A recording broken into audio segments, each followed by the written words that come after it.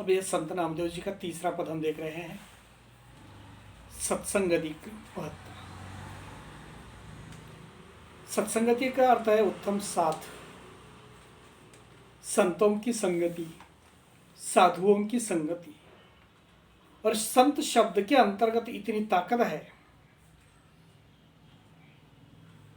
कि उस ताकत से ही या उस शब्द से ही पता चलता है कि सबको शांत करने की, संयमता से चलाने की जादू या शक्ति अगर किसमें है तो वह है संत शब्द के अंतर्गत। और संगति या मनुष्य को दो प्रकार की होती है, एक सत्संगति और दूसरी बुरी संगति। मनुष्य इसमें महत्व किसको देता है, इसके ऊपर है कि आपको चलना कौन से मार्ग पर है। साधु तो हमेशा के लिए, संत तो हमेशा के लिए कहते हैं कि नहीं आप सत्संगति की ओर चलिए और संगति की ओर मत चलिए, बुरे संगति की ओर मत चलिए। चलना है आपको तो सत्संगति की ओर चल दीजिए। और सत्संगति के अनेक प्रकार के लाभ है हमारे जीवन के अंतर्गत, क्योंकि सत्संगति मनुष्य को सन्मार्ग की ओर अग्रसर करती है। सत्संगति मनुष्य को सुमार्ग की ओर प्रेरित करती है। बड़े से बड़ी कठिनाइयों को सफलतापूर्वक सामना करने की शक्ति अगर मनुष्य में किसके द्वारा निर्माण होती है तो वह होती है सत्संगति की वजह से। सत्संगति का सबसे पहला फायदा यह है कि सत्संगति से मनुष्य के जीवन के अंतर्गत स्वाभिमान की जागृति होती है कि मैं हूं, मैं यह कर सकता हूं। इसी प्रकार की संकल्पना शायद हमें सत्संगति की वजह से मिलती है, उस अच्छे गुण की वजह से मिलती है। सत्संग के प्रभाव से पापी पुण्यात्मा और दुराचारी सदाचारी हो जाता है। देखिए सत्संगति का दूसरा फायदा कौन सा है, तो पापी पुण्यात्मा बनता है और दुराचारी सदाचारी बनता है। यह फायदा सत्संगति का होता है। सत्संगति एक प्राण वायु के समान है। सत्संगति की ताकत कैसी है, तो एक प्राण वायु के समान है। मनुष्य को जीवन जीने के लिए जिस तरह से प्राण की आवश्यकता है, उसी तरह से सत्संगति को लेकर मनुष्य अपने अंतिम पड़ाव तक या अंतिम मंजिल तक पहुंच सकता है। शायद वही प्राणवायु उसके लिए है जिसके संसर्ग मात्र से, सत्संगति के संसर्ग से मनुष्य सदाचरण का पालक बन जाता है। सत्संगति के सदाचरण से, संसर्ग से, स्पर्श से मनुष्य सदाचरण का पालक बन जाता है, दयावान बनता है, विनम्र बनता है, परोपकारी बनता है, ज्ञानवान बनता है। सभी प्रकार के मनुष्यत्व में इंसानियत भरने की ताकत अगर किसके द्वारा होती है तो होती है वह उस सत्संग की वजह से और संगति की वजह से नहीं है। आपको आचरण कौन सा करना है, यह गुरु यह संत यही कहेंगे कि भाई सत्संगति का आचरण कर लीजिए। कोई भी संत ऐसा नहीं कहेगा कि आप दुराचारी असंगति को अपना लीजिए। संतों का कार्य ही ऐसा महान है कि वह हमेशा के लिए सत्संगति को अपनाने के लिए हमें मजबूर करते हैं। मजबूर न करते हुए आपको रास्ता दिखलाने का वह काम करते हैं और उसी रास्ते पर चलने के लिए शायद हम दौड़ पड़ते हैं, निकल पड़ते हैं और वहीं पे जो हम पापी थे उस जगह पर परमात्मा के रूप में दिखाई देते हैं। हमारा स्वाभिमान वहीं पे जागृत होता है। हम गर्दन या सीना तान कर वहीं पे बोलने की कोशिश करते हैं। और दूसरी बात यह है कि हम मानव सामाजिक प्राणी हैं। हम मानव सामाजिक प्राणी हैं जिससे वह हमेशा लोगों के बीच में रहना पसंद करता है। हम समाजशील है, समाज में रहना पसंद है, समाज के कोई लेन देन है और इसके ने मानव के इर्द गिर्द हर प्रकार की मानसिकता वाले लोग रहते हैं। आपके इर्द गिर्द या चहु दिशाओं के अंतर्गत केवल अच्छे ही मनुष्य रहेंगे ऐसी बात नहीं है। बुरे भी व्यक्ति आपके पास है, बुरे लोग भी आपके पास है, खराब इंसान भी आपके पास है, बल्कि आपके ऊपर प्रभाव किस प्रकार का पड़ता है इसके ऊपर यह सब कुछ निर्भर है। इंसान की सोच किस प्रकार की है, इंसान के विचार किस प्रकार के हैं। एक भले इंसान के साथ रहने से भी कोई बुरे व्यक्ति में मनोस्थिति सुधार भी सकती है। जैसे यहीं पे उदाहरण देना मुझे उचित लगता है कि चंदन का पेड़ तो आपने कभी देखा है, चंदन के गुणों को आपने कभी सुना है। चंदन का पेड़ आम पेड़ों के समान दिखाई देता है, आम पेड़ों के समान उसके पन्ने होते हैं, छाया उसकी उसी तरह की होती है, बल्कि उसके अंतर्गत की जो खुशबू होती है, घिस घिस कर जितना उसे घिसने की हम कोशिश करेंगे उसमें से उतनी खुशबू निकलती है। ऐसा चंदन है। और उसी चंदन के पेड़ों के ऊपर भुजंग किस प्रकार से लपेटे हुए होते हैं, भुजंग यानी सांप। चंदन के पेड़ों के ऊपर किसी किसी प्रकार के भुजंग लपेटे हुए होते हैं, लेकिन उसके अंतर्गत जहर कहाँ से भी नहीं आता। वह अपना जो स्वाभिमान है, अपना जो आंतरिक गुण है, उस आंतरिक गुण को कभी भूलता नहीं है। चंदन घसता है और दूसरों को शायद वो खुशबू देता है। इसी प्रकार की संकल्पना शायद हमें उस चंदन के पेड़ के अंतर्गत दिखाई देती है। और सत्संगति इसी प्रकार की है। अच्छों की संगति जो भी देगी वह अच्छी ही देगी, बुरी कुछ नहीं देगी। सत्संगति से मनुष्य जीवन में सदाचार की भावना निर्माण होती है। सत्संगति से मनुष्य जीवन में सदाचार की भावना, सदाचार यानी हमेशा के लिए अच्छे आचरण की भावना, यहीं पे सत्संगति की वजह से मनुष्य में निर्माण होती है। मन में परोपकार की भावना निर्माण होती है। मन में हमेशा के लिए जागृति का स्थान निर्माण होता है।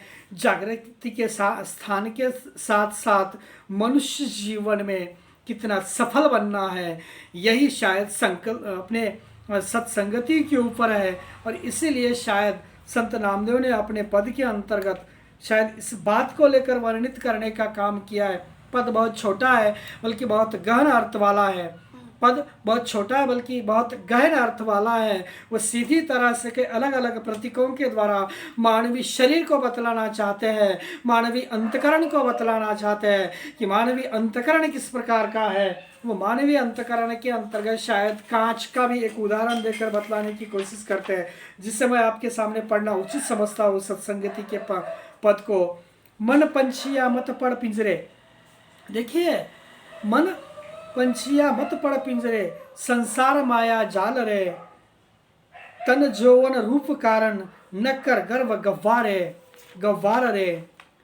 एक दिनन मोतीन वीरिया सदा झमकत काल रे, कुंभ काचा नीर भरिया बिनसत नाही वार रे। कहत नामदेव सुन भई साधु साधु संकट धरना रे।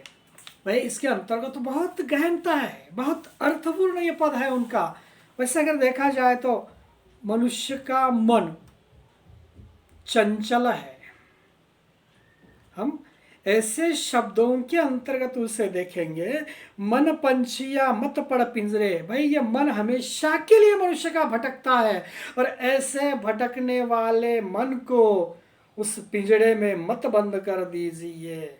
वो पिंजरा कौन सा है मनुष्य के जीवन के अंतर्गत? तो वो पिंजरा कोई पशु पक्षियों को बंदिस्त करने वाला नहीं है। वो पिंजरा संसारिक पिंजरा है, और इसी संसारिक पिंजरे के अंतर्गत खुद को बंदिस्त मत कर, इसी प्रकार की संकल्पना उनकी उस पहले पंक्ति के अंतर्गत है। मन पंछिया मत पड़ पिंजरे, संसार माया जाल रे। हे भाई, हे साधक, हे सेवक, हे मनुष्य, तू यहाँ पे देख, ये संसार पूरी तरह से माया जाल है। इस मन को तू बंदिस्त मत कर। मन स्वच्छंद है, उसे उड़ने दे, उसे पिंजरे में मत बंदिस्त कर। उसे बंदिस्त करने से शायद तू माया जाल के अंतर्गत भटक जाएगा, उससे बाहर निकलने का तू नाम तक नहीं लेगा। इसीलिए कभी कई संत नामदेव यहाँ पे कहते हैं कि तू उस पिंजरे के अंतर्गत मत बंद हो जा, क्योंकि मानवीय मन हमेशा भटकता रहता है।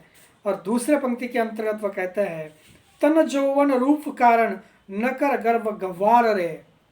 तन जौवन रूप कारण न कर गर्व गव्वार रे। तन यानी शरीर, जौवन यौवन, रूप सौंदर्य के कारण। हे मनुष्य, शरीर, यौवन और सौंदर्य के कारण तू गर्व मत कर।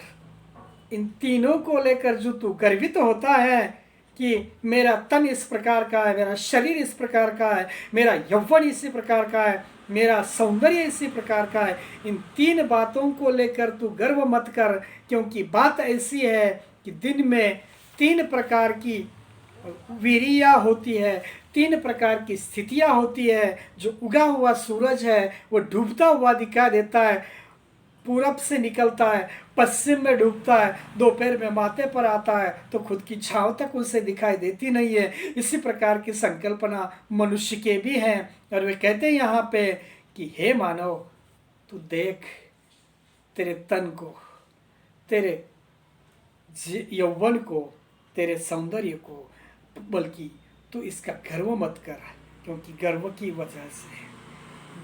वजह से मानव को गर्व किस बात का होता है?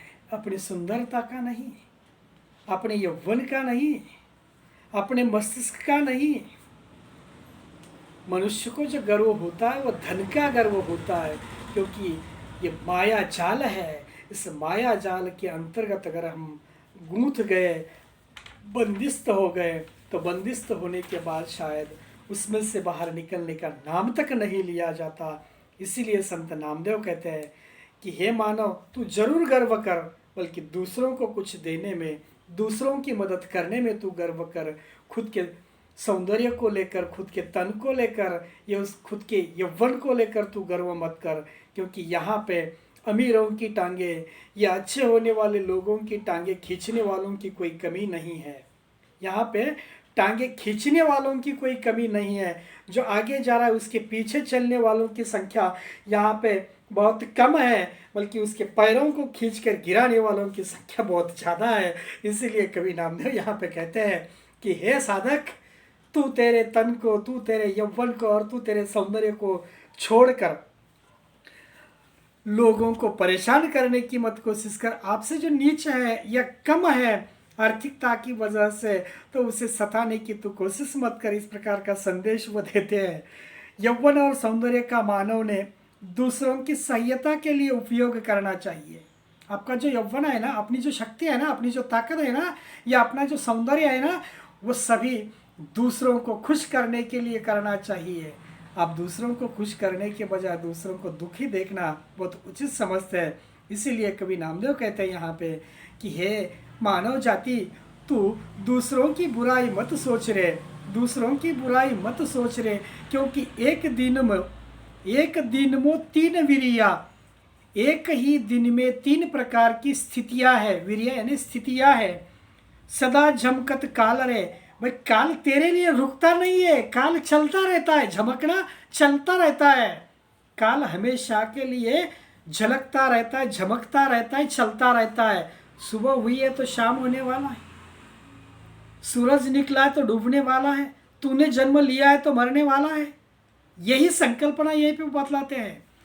एक दिन में 3 वीरिया, एक दिन में 3 प्रकार की पद्धति एक ही सूरज की है। सुबह की धूप, दोपहर की धूप और सांझ के समय की धूप। तीनों धूप के अंतर्गत फर्क है। आप सुबह सूरज की रोशनी में खड़ा होकर देख लीजिए ना, अपनी छाया पर छाया कहाँ तक गिरती है। दोपहर में खड़ा होकर देख लीजिए, अपनी छाया कहाँ तक है। और शाम के समय में अब अंधेरा होने वाला है, रात होने वाली है, उस वक्त का देख लीजिए अपना नज़ारा या अपनी छवि किस प्रकार की बनती है। हमेशा उसमें बदल होता रहता है। सुबह दोपहर शाम 3 वक्त उसके अंतर्गत बदल होता रहता है। सुबह दोपहर शाम तो ऐसा समझ, दिन में काल 3 तरह का होता है, हमेशा उसमें बदल होता है। मानवीय शरीर को नामदेव ने आगे जाकर कांच की उपाधि दी है। कुंभ काचा निरी भरिया, कुंभ काचा निरी भरिया, बिनसत नाही वार रे। कुंभ काचा नीर भरिया, बिनसत नाही वार रे। अरे भाई, कुंभ यानी माठ, घड़ा, काचा कांच, नीर पानी, भरिया भरा, कांच के घड़े में पानी भरा हुआ है। बिनसत नाही वार रे, वह कोई ठीक रहने वाला नहीं है। क्यों? तो मनुष्य का शरीर भी उस कांच के घड़े के समान है। उस कांच के घड़े को अगर किसी का स्पर्श हुआ, किसी ने धकेल दिया, तो तो जमीन पर लुढ़कते ही वह किसी के काम का नहीं, वो टूट जाएगा। इसीलिए संत नामदेव कहते हैं कि तेरा शरीर ये कांच के समान है, किसी ने अगर पत्थर मार दिया तो टूट गया, तू क्यों गर्व करता है?